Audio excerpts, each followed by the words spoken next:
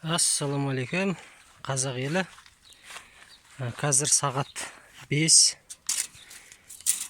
кешкі 5, күн ыстық. Сіздермен бірге бір температура өлшеп қоя салайық. Жалпы шуалшан баққан кезде температураны постоянно қадағалап тұру керек. Егер ысып кететін жағдай болса, біз бортты пәситу керекпіз, жаңағы су себу керекпіз.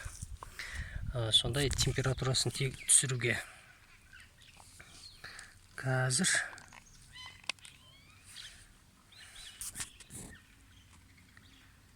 температура 26 болып тұр. 25 қазір енді түсіп жатыр жай-жай. Негізі осы 25 градустан асып кетпеу керек деп жатады. 15 пен 25-дің арасында болу керек екен.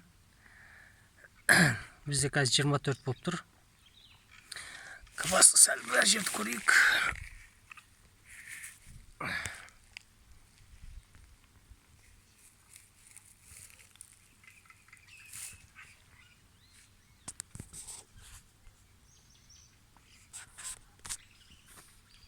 Жиырма 24 болып тұр екен.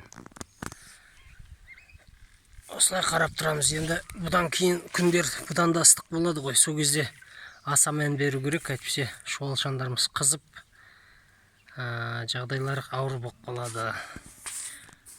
Назар салып қарағандарыңызға рахмет. Мына видеоны лайк басыңыздар, комментария, подписка жасаңыздар.